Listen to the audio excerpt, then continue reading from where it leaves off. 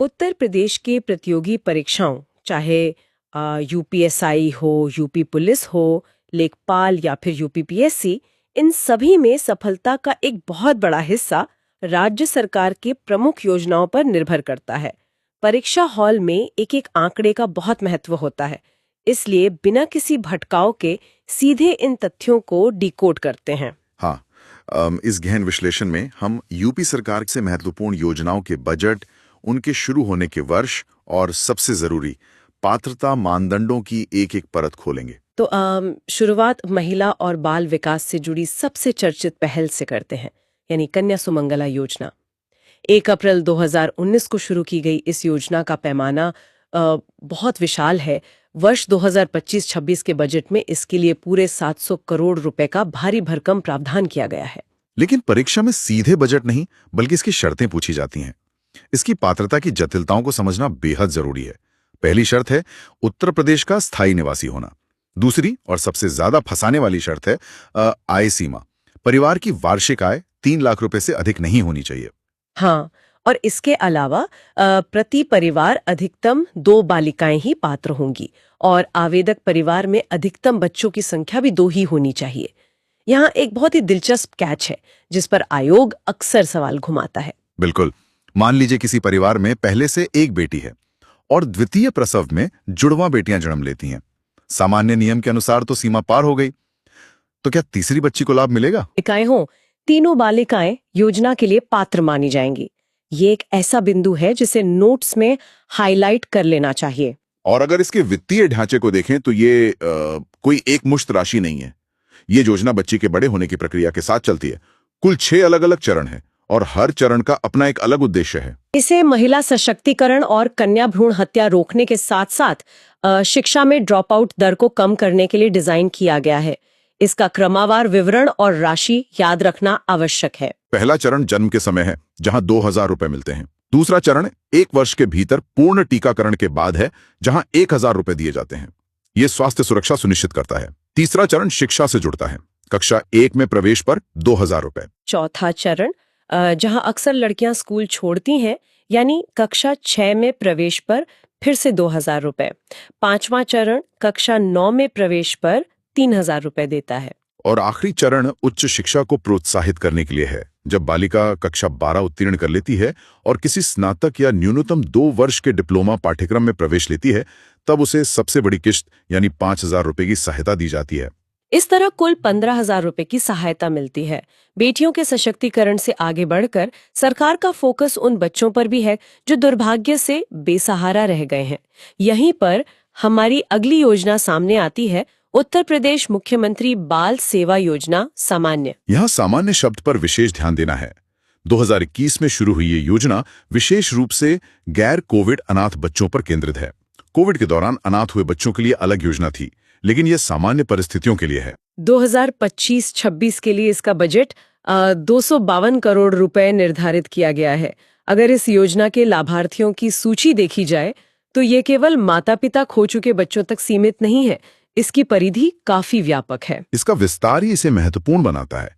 इसमें उन 18 वर्ष से कम आयु के बच्चों को शामिल किया गया है जिन्होंने कोविड के अलावा अन्य कारणों से अपने माता पिता को खो दिया है। लेकिन इसके साथ ही तलाकशुदा या परित्यक्त माताओं के बच्चे, कारावास में सजा काट रहे माता पिता के बच्चे और बाल श्रम या भिक्षावृत्ति से बचाए गए बच्चे भी इसके पूर्ण रूप से पात्र हैं।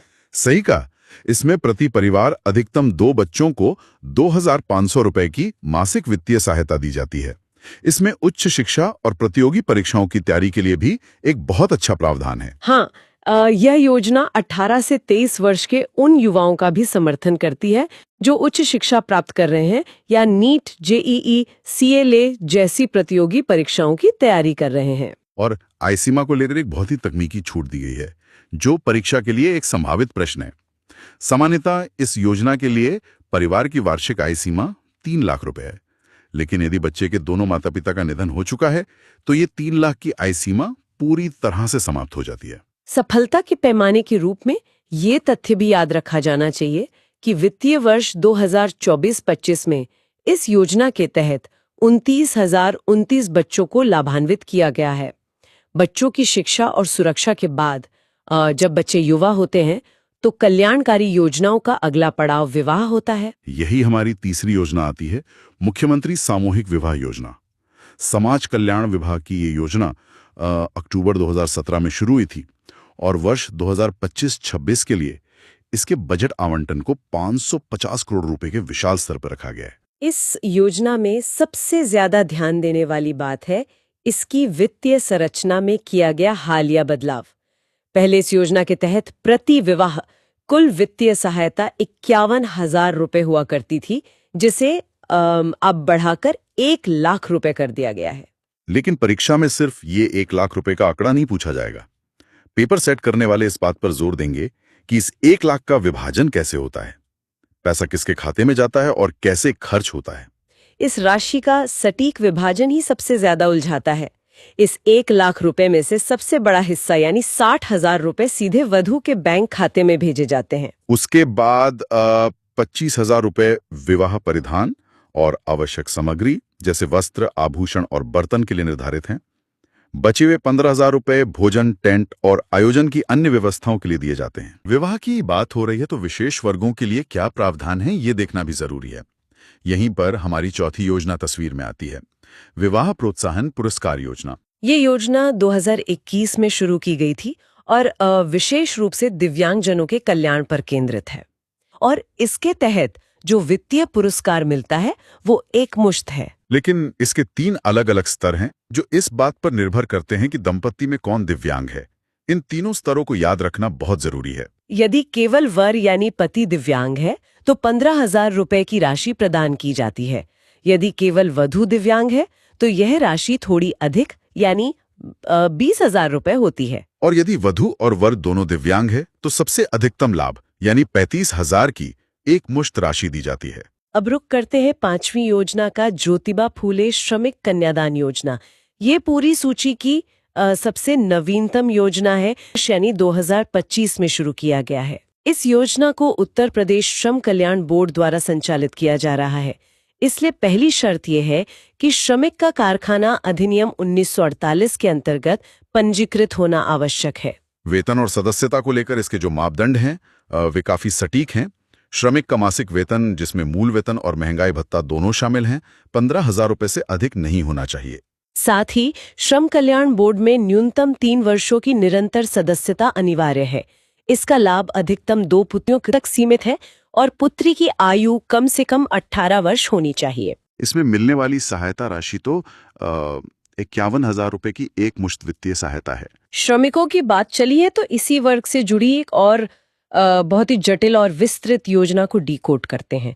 हमारी छठी योजना है मातृत्व, शिशु एवं बालिका मदद योजना। श्रम विभाग की यह योजना पंजीकृत निर्माण श्रमिकों के लिए है और इसे समझना थोड़ा तकनीकी हो सकता है। इसे आसान बनाने के लिए इसे 2 स्पष्ट हिस्सों में बांटकर देखना होगा। पहला मातृत्व लाभ और दूसरा शिशु लाभ। यह योजना केवल पंजीकृत निर्माण श्रमिकों के लिए है और लाभ केवल प्रथम 2 प्रसवों के लिए ही मिलता है। तो पहले मातृत्व लाभ की बात करते हैं। इसमें पुरुष और महिला दोनों श्रमिकों के लिए अलग अलग प्रावधान है। यदि पंजीकृत पुरुष श्रमिक की पत्नी का प्रसव होता है तो उसे 6,000 रुपए एक मुश्त मिलते हैं। लेकिन यदि पंजीकृत महिला श्रमिक है तो उसे संस्थागत प्रसव यानी अस्पताल में प्रसव पर न्यूनतम 3 माह का वेतन और साथ में 1,000 रुपए का चिकित्सा बोनस मिलता है। इस योजना में महिला स्वास्थ्य को लेकर कुछ बहुत ही प्रगतिशील प्रावधान भी हैं, जो शायद ही किसी अन्य योजना में इतनी स्पष्टता से मिलते हों। यहाँ गर्भपात और नसबंदी को लेकर स्पष्ट नियम हैं। गर्भपात होने की स्थिति में महिला श्रमिक को 6 सप्ताह का न्यूनतम वेतन दिया जाता है और नसबंदी कराने पर 2 सप्ताह का न्यूनतम वेतन दिया जाता है। ये तथ्य परीक्षा में सीधे पूछे जा सकते हैं। अब इसके दूसरे हिस्से यानी शिशु लाभ पर आते हैं। यहाँ बालिकाओं के भविष्य को सुरक्षित करने के लिए एक बहुत ही स्मार्ट, मनोवैज्ञानिक और वित्तीय तरीका अपनाया गया है। शिशु लाभ के तहत यदि पुत्र का जन्म होता है तो 20,000 रुपए मिलते हैं और यदि पुत्री का जन्म होता है तो 25,000 रुपए दिए जाते हैं। लेकिन सबसे खास बात पुत्री के लिए फिक्स डिपॉजिट यानी एफडी का प्रावधान है। प्रथम या द्वितीय पुत्री के नाम पर 25,000 रुपए की एफडी की जाती है। यदि पुत्री दिव्यांग है तो ये एफडी राशि 50,000 रुपए होती है। निर्माण श्रमिकों के जीवन में केवल स्वास्थ्य और बच्चों का भविष्य ही नहीं बल्कि कुछ अनूठी पहल भी हैं। यहीं पर हमारी 7वीं योजना जुड़ती है, श्रवण कुमार श्रमिक परिवार तीर्थ यात्रा योजना। ये 2022 में उत्तर प्रदेश भवन एवं अन्य सन्निर्माण कर्मकार कल्याण बोर्ड द्वारा शुरू की गई थी और इसके लिए वित्तीय सीमा और आवेदन की कोई निश्चित समय सीमा भी तय है ना? वित्तीय सहायता की अधिकतम सीमा 12,000 रुपए प्रति परिवार है, जो एक मुश्त अनुदान के रूप में मिलती है। शुरुआत करते हैं 8वीं योजना से, विधवा पेंशन योजना। समाज कल्याण विभाग की ये योजना 2017 में शुरू हुई थी। इसका उद्देश्य निराश्रित विधवा महिलाओं को वित्तीय सहारा देना है। पात्रता के लिए आयु 18 वर्ष या उससे अधिक होनी चाहिए। परिवार की वार्षिक आय 2 लाख रुपए से अधिक नहीं होनी चाहिए और एक शर्त यह भी है कि महिला किसी अन्य सरकारी पेंशन योजना जैसे वृद्धावस्था पेंशन का लाभ न ले रही हो। इसके तहत प्रति माह 1,000 रुपए की पेंशन सीधे लाभार्थी के बैंक खाते में यानी डीबीटी के माध्यम से भेजी जाती है। अब आते हैं 9वीं योजना पर, जो इस पूरी सूची की सबसे पुरानी और संभवतः सबसे बड़ी योजना है, उत्तर प्रदेश वृद्धावस्था पेंशन योजना। ये 1994 में शुरू हुई थी। इसका पैमाना इतना विशाल है कि वृद्धावस्था और किसान पेंशन योजना को मिलाकर इसके लिए प्रस्तावित बजट लगभग 8,105 करोड़ रुपए है। 60 वर्ष या उससे अधिक आयु के नागरिक इसके पात्र हैं। पेंशन राशि वही 1,000 रुपए प्रति माह है। इस योजना की विशालता का अंदाजा इस बात से लगाया जा सकता है कि वर्ष 2025-26 की पहली तिमाही के लिए ही इसमें 61 लाख लाभार्थियों तक पहुंचने का लक्ष्य रखा गया है। उत्तर प्रदेश दिव्यांग पेंशन योजना 2016 में शुरू हुई ये योजना दिव्यांगजन सशक्तिकरण विभाग द्वारा चलाई जा रही है। अगर इन दोनों को जोड़कर पढ़ा जाए तो रटने का बोझ कम हो जाता है। ये एक अच्छी रणनीति है। वृद्धावस्था पेंशन की तरह ही इस योजना में भी वार्षिक आय सीमा ग्रामीण क्षेत्र के लिए 46,080 रुपए और शहरी क्षेत्र के लिए 56,460 रुपए है। पेंशन की राशि भी समान रूप से 1,000 रुपए प्रति माह। लेकिन मुख्य अंतर आयु और बुनियादी शर्त पे है। यहाँ न्यूनतम आयु 60 वर्ष नहीं बल्कि 18 वर्ष होनी चाहिए। और मुख्य शर्त यह है कि आवेदक के पास न्यूनतम 40% दिव्यांगता का प्रमाण पत्र होना अनिवार्य है। साथ ही आवेदक किसी अन्य सामाजिक पेंशन या सरकारी निशुल्क भरण पोषण आश्रम का लाभ न ले रहा हो। शैक्षिक छात्रवृत्ति और आधारभूत सहायता योजनाएं। हमारी पहली योजना है उत्तर प्रदेश प्री मैट्रिक छात्रवृत्ति योजना, जो विशेष रूप से एससी और एसटी छात्रों के लिए है। जी। दस्तावेजों के अनुसार यह योजना 2012 में शुरू की गई थी और इसकी नोडल एजेंसी समाज कल्याण विभाग है। ये कक्षा 9 और 10 के उन बच्चों के लिए है जिनकी आयु 12 से 20 वर्ष के बीच है और जो अनुसूचित जाति, जनजाति या पारंपरिक रूप से अस्पृश्य माने जाने वाले व्यवसायों पर निर्भर परिवारों से आते हैं। बिल्कुल। लेकिन जब मैं इसके वित्तीय हिस्से को देखती हूँ तो इसमें 2 अलग-अलग घटक यानी कंपोनेंट्स नजर आते हैं।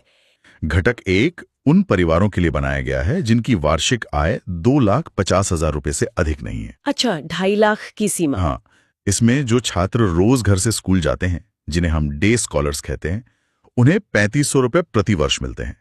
लेकिन जो छात्र हॉस्टल में रहते हैं यानी आवासीय छात्र हैं, उनके लिए यह राशि दोगुनी होकर 7,000 रुपए प्रति वर्ष हो जाती है, क्योंकि जाहिर है हॉस्टल का खर्च ज्यादा होता है। अब एकदम नई योजना पर आते हैं जो हाल ही में 2025 में शुरू हुई है। हाँ, एकदम लेटेस्ट। इसका नाम है डॉक्टर APJ अब्दुल कलाम श्रमिक प्राविधिक शिक्षा सहायता योजना। यह योजना पंजीकृत श्रमिकों के बच्चों को तकनीकी शिक्षा दिलाने के लिए है। 15,000 रुपए मासिक आय वाले परिवार के लिए बीटेक या मेडिकल की पढ़ाई का खर्च उठाना तो लगभग असंभव है। तो ऐसे में ये योजना कितनी आर्थिक मदद दे रही है? सहायता की राशि पाठ्यक्रम के स्तर के अनुसार बांटी गई है। अगर बच्चा कोई डिग्री कोर्स कर रहा है जैसे बीटेक या MBBS, तो उसे 25,000 रुपए प्रति वर्ष दिए जाएंगे। अगर वो कोई डिप्लोमा कर रहा है तो 15,000 रुपए प्रति वर्ष, और यदि कोई सर्टिफिकेट कोर्स कर रहा है तो 10,000 रुपए प्रति वर्ष की सहायता मिलेगी। इसी श्रेणी में एक और नई योजना है जो 1 मई 2025 को शुरू की गई है, संत रविदास शिक्षा प्रोत्साहन योजना। इसे उत्तर प्रदेश भवन एवं अन्य सन्निर्माण कर्मकार कल्याण बोर्ड मतलब जो यूपी BOCW बोर्ड है उसके द्वारा लागू किया गया है। जी। यह योजना मुख्य रूप से निर्माण कार्य में लगे मजदूरों यानी कंस्ट्रक्शन वर्कर्स के बच्चों के लिए है। इसमें आधार प्रमाणीकरण अनिवार्य है और एक परिवार से अधिकतम 2 बच्चे ही इसके पात्र हो सकते हैं। लेकिन जब मैं इसके वित्तीय प्रोत्साहन का ढांचा देखती हूँ तो वो बहुत ही लंबा और विस्तृत है। अगर हम इसे स्कूल के स्तर पर देखें तो कक्षा 1 से 5 तक के बच्चों को 2,000 रुपए दिए जाते हैं। कक्षा 6 से 10 तक ये राशि 2,500 रुपए हो जाती है और 11वीं-12वीं के लिए 3,000 रुपए, यानी स्कूली शिक्षा में यह 2 से 3,000 के बीच है। ठीक है, ये तो याद रखना आसान है। लेकिन असली छलांग उच्च शिक्षा में आती है। स्नातक, ITI या पॉलिटेक्निक के लिए सीधे 12,000 रुपए मिलते हैं। स्नातकोत्तर या पोस्ट ग्रेजुएशन के लिए ये 24,000 रुपए हो जाता है। और अगर कोई छात्र शोध या रिसर्च स्तर तक पहुंचता है तो ये सहायता राशि 1 लाख रुपए तक पहुंच जाती है। 1 लाख रुपए? ये तो बहुत बड़ी मदद है। हाँ, और इतना ही नहीं, व्यावसायिक डिग्री के लिए अधिकतम 60,000 रुपए या फीस वापसी का प्रावधान है। और अगर बच्चा MBBS या PG मेडिकल में दाखला लेता है तो उसकी पूरी की पूरी फीस वापस कर दी जाती है। ऑपरेशन कायाकल्प बहुत ही महत्वाकांक्षी योजना है ये। आइए इसे डिकोड करते हैं। ये योजना जून 2018 में शिक्षा विभाग द्वारा शुरू की गई थी। इसका लक्ष्य बहुत विशाल है। सरकारी प्राथमिक और उच्च प्राथमिक विद्यालयों की 19 बुनियादी सुविधाओं का उन्नयन यानी अपग्रेडेशन करना। 19 बुनियादी सुविधाएं? हाँ, इन 19 सुविधाओं में लड़कों और लड़कियों के लिए अलग-अलग शौचालय, स्वच्छ पेयजल, स्मार्ट या डिजिटल कक्षाएं, टाइल्ड युक्त फर्श और खेल के मैदान जैसी चीजें शामिल हैं। लेकिन उत्तर प्रदेश जैसे बड़े राज्य में हजारों स्कूलों का कायाकल्प करने के लिए इतना बड़ा फंड कहाँ से आता है? यही वो बिंदु है जहां ऑपरेशन कायाकल्प का मॉडल सबसे अलग बनता है। यह किसी एक विभाग के बजट पर निर्भर नहीं है। इसका वित्त पोषण कई अलग अलग स्रोतों को मिलाकर किया जाता है। इसमें केंद्र का समग्र शिक्षा अभियान, ग्राम पंचायत की अपनी निधि, जिला खनिज निधि और यहां तक कि मनरेगा के फंड का भी इस्तेमाल किया जाता है। मतलब एक कन्वर्जेंस मॉडल है। बिल्कुल। और परीक्षा में अक्सर यह पूछा जाता है कि किसी योजना की निगरानी कैसे हो रही है। इस योजना के लिए प्रेरणा पोर्टल का उपयोग किया जाता है। प्रेरणा पोर्टल? जी। इस पोर्टल पर स्कूलों की बिफोर और आफ्टर तस्वीरें रियल टाइम में अपलोड की जाती हैं। इसके अलावा छात्र नामांकन बढ़ाने के लिए इस योजना में यूनिसेफ के साथ भी सहयोग किया गया है। यह अंतर्राष्ट्रीय स्तर का सहयोग इसे परीक्षा के नजरिए से बहुत महत्वपूर्ण बना देता है। तो उसके सामने सबसे बड़ी चुनौती प्रतियोगी परीक्षाएं होती हैं। कोचिंग की फीस इतनी ज्यादा होती है कि एक आम परिवार का बच्चा उसे वहन नहीं कर सकता। ये एक बहुत बड़ी जमीनी सच्चाई है। इसी समस्या को हल करने के लिए 16 फरवरी 2021 को मुख्यमंत्री अभ्युदय योजना शुरू की गई।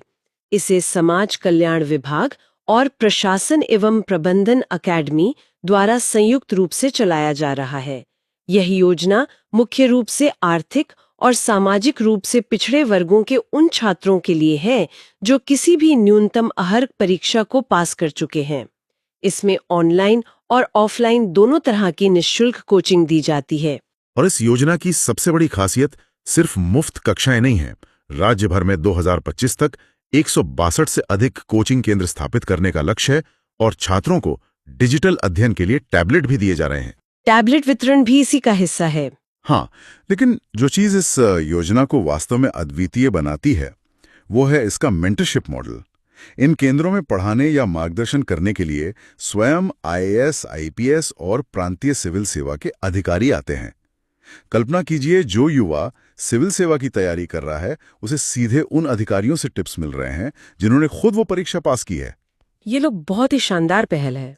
यह न सिर्फ विषय की तैयारी कराता है बल्कि साक्षात्कार के लिए उनके आत्मविश्वास को एक अलग ही स्तर पर ले जाता है। उत्तर प्रदेश कौशल विकास मिशन का है, जिसे हम UPSDM भी कहते हैं। इसकी स्थापना 13 सितंबर 2013 को हुई थी। इस मिशन के तहत प्रशिक्षण प्राप्त करने के लिए आयु सीमा 14 से 35 वर्ष रखी गई है। जी। हालांकि अगर कोई निर्माण श्रमिक है यानी BOCW के तहत पंजीकृत है तो उसके लिए ये आयु सीमा छूट के साथ 50 वर्ष तक है।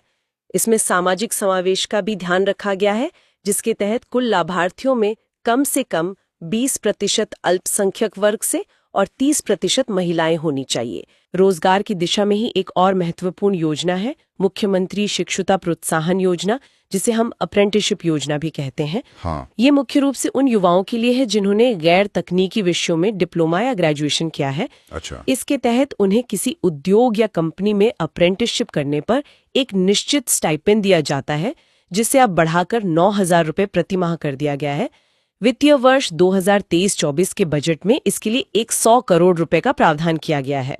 लेकिन यहाँ एक बहुत बड़ा सवाल उठता है। क्या सवाल? अगर कोई प्राइवेट कंपनी किसी युवा को काम सिखा रही है तो वो उसे 9,000 रुपए क्यों देगी? हाँ। इस पैसे का बोझ कौन उठा रहा है?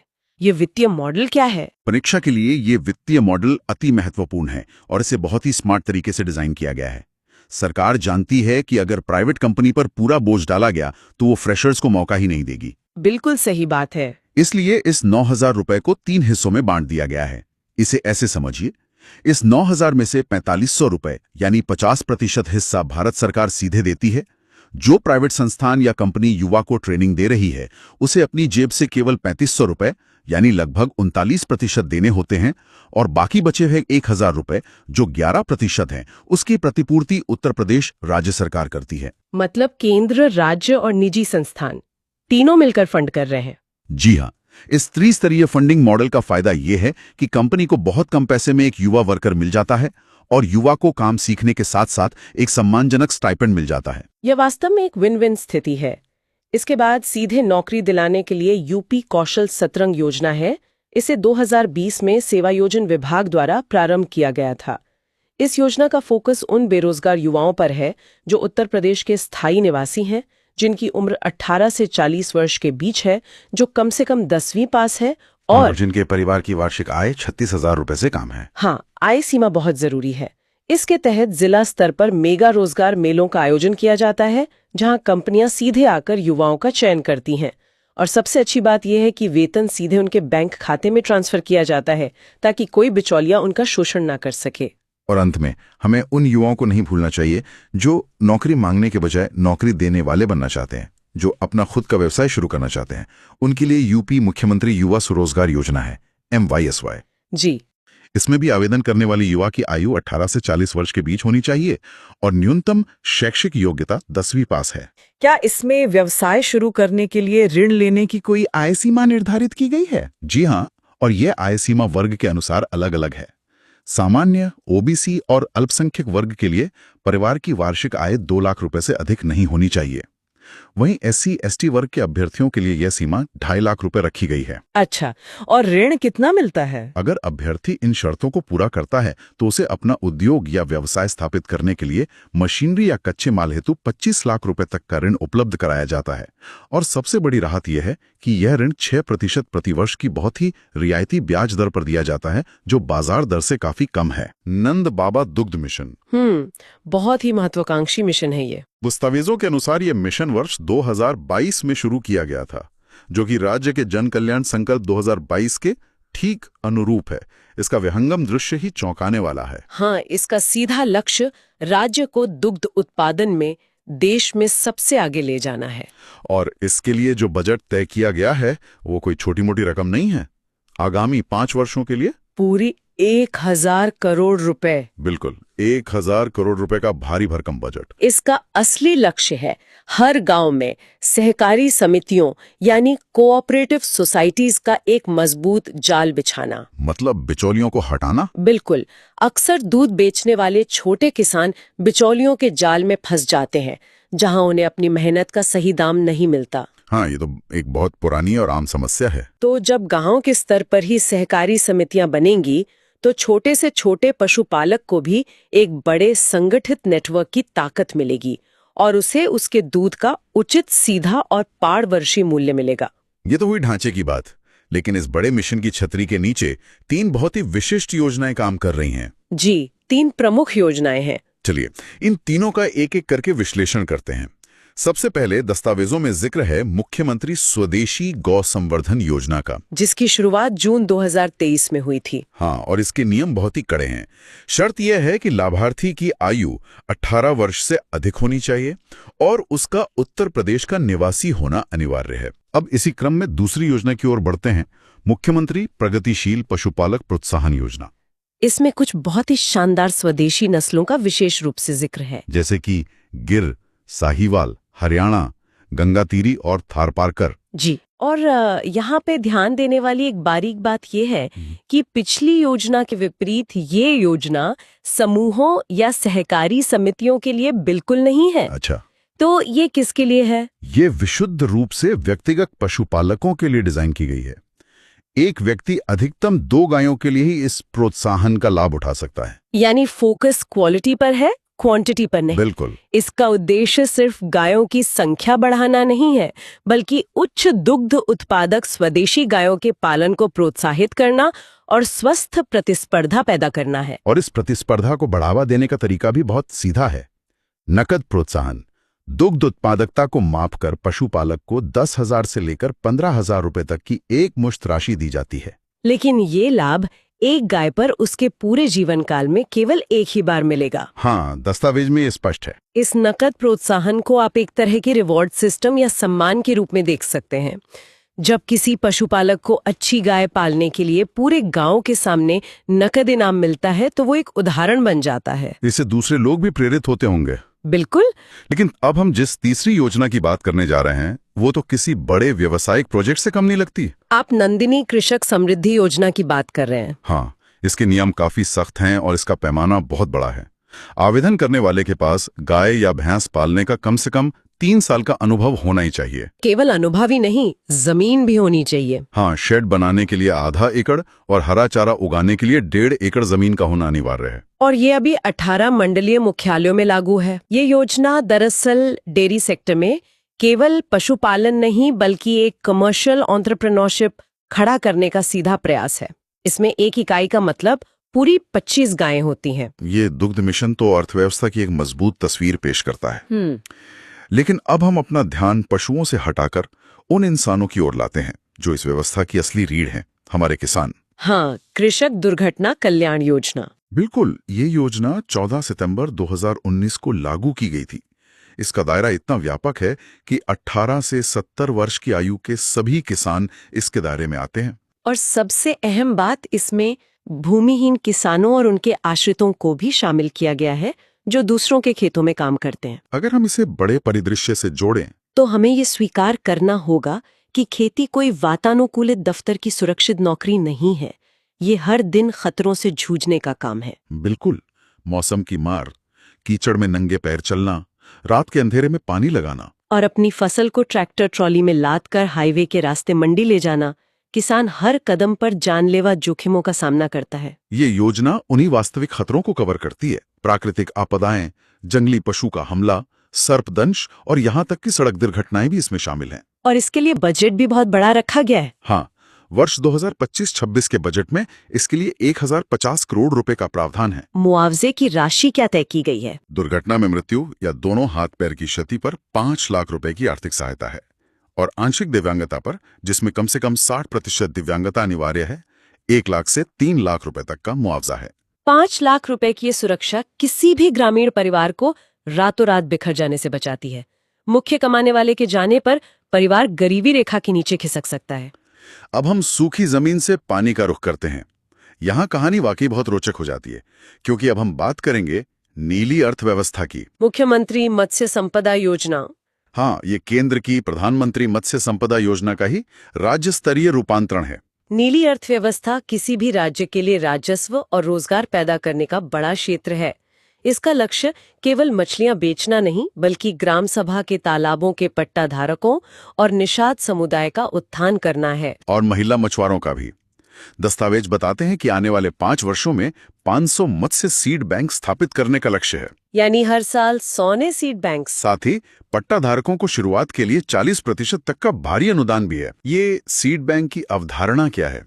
ये मत्स्य पालन की सप्लाई चेन का सबसे नाजुक हिस्सा है।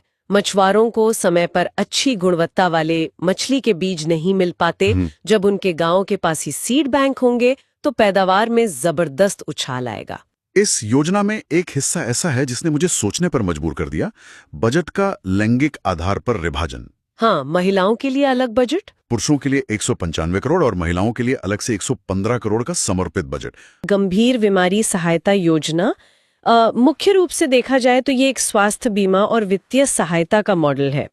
और इसके वित्त पोषण की बात करें तो दस्तावेजों के अनुसार इसका पूरा खर्च उत्तर प्रदेश भवन एवं अन्य संनिर्माण कर्मकार कल्याण बोर्ड तथा राज्य सरकार द्वारा मिलकर उठाया जाता है। जी, और अगर इसकी पात्रता पर ध्यान दें तो इसका नीतिगत ढांचा बहुत स्पष्ट दिखाई देता है।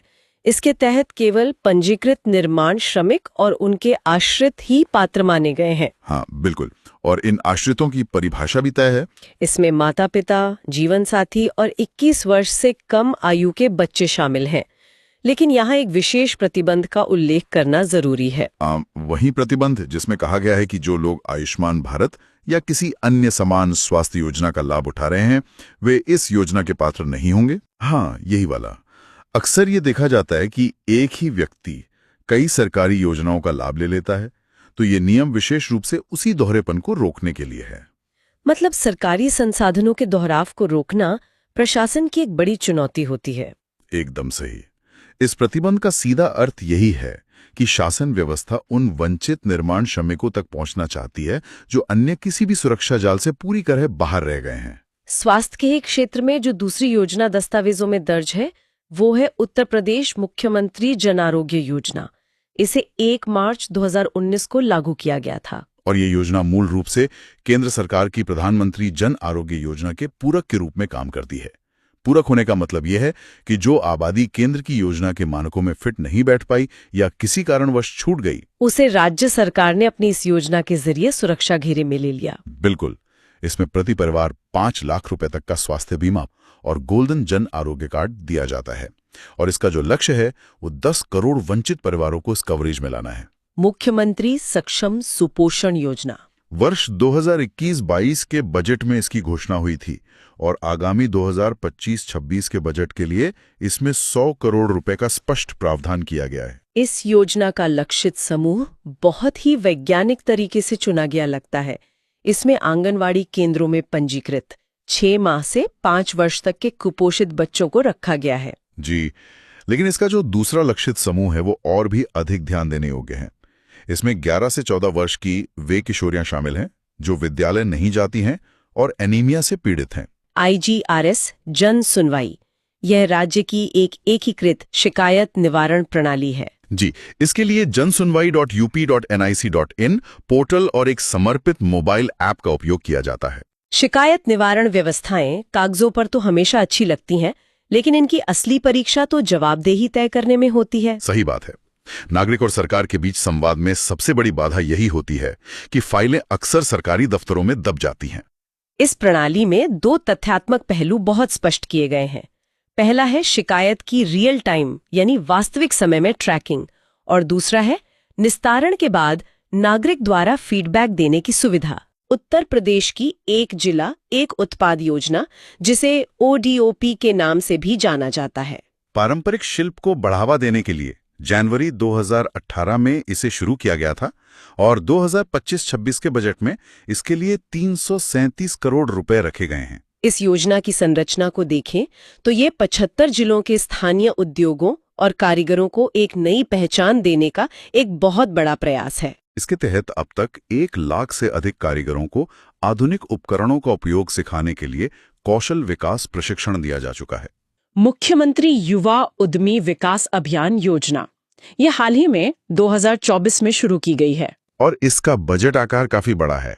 आगामी वर्ष 2025-26 के लिए इसमें 1000 करोड़ रुपए का स्पष्ट प्रावधान किया गया है। वित्तीय सहायता की बात करें तो इसमें 5 लाख रुपए तक का ब्याज मुक्त ऋण शामिल है।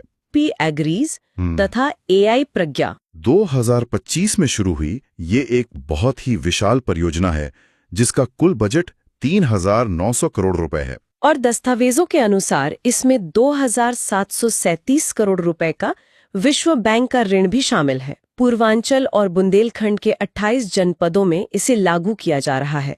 इस बड़े बजट वाली नीति को दो अलग-अलग हिस्सों में समझना होगा। पहला हिस्सा यूपी एग्रीज है। इसका सबसे प्रमुख बिंदु है 10 लाख किसानों को 6 वर्षों के लिए मात्र 1.23% की ब्याज दर पर ऋण उपलब्ध कराना। 1.23% की ब्याज दर तो कृषि क्षेत्र में लगभग नगण्य है। कागजों पर 10 लाख किसानों को इतनी कम दर पर ऋण देना एक बड़ी बात है।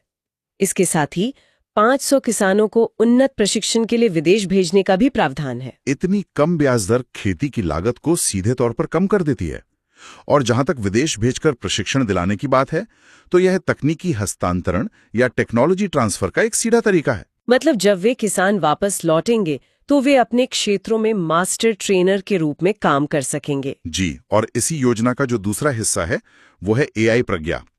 इसका संबंध प्रशासन में एआई का उपयोग करने और 10 लाख युवाओं को एआई, मशीन लर्निंग तथा डेटा एनालिटिक्स जैसे आधुनिक क्षेत्रों में प्रशिक्षण देने से है। ये तो एक ही परियोजना के तहत दो अलग-अलग समयकालों को साधने जैसा है। एक तरफ आप पारंपरिक कृषि को मजबूत कर रहे हैं और दूसरी तरफ युवाओं को चौथी औद्योगिक क्रांति के लिए तैयार कर रहे हैं, ताकि भविष्य के प्रशासन और गवर्नेंस में डेटा आधारित सटीक फैसले लिए जा सकें। तकनीक से मानव विकास के एक अन्य पहलू की ओर बढ़ते हैं। हमारी 8वीं योजना है यूपी एक जनपद एक खेल, यानी ODOS योजना। इसे 2022 में एक जिला एक उत्पाद की तर्ज पर ही शुरू किया गया था। जी, और 75 जनपदों में प्रत्येक के लिए एक लोकप्रिय खेल का निर्धारण करना एक बहुत ही व्यवस्थित ढांचा तैयार करता है। दस्तावेजों के अनुसार इसका उद्देश्य केवल स्थानीय स्तर पर खेलकूद को बढ़ावा देना नहीं है, बल्कि राज्य में खेल संस्कृति को अंतर्राष्ट्रीय स्तर तक ले जाना है। हर जिले की अपनी एक भौगोलिक और सांस्कृतिक विशेषता होती है और उसे उसी खेल के केंद्र के रूप में विकसित करना संसाधनों के बेहतर उपयोग की ओर इशारा करता है। अब अर्थव्यवस्था में एक और बड़ी चुनौती हमेशा से ग्रामीण पलायन की रही है।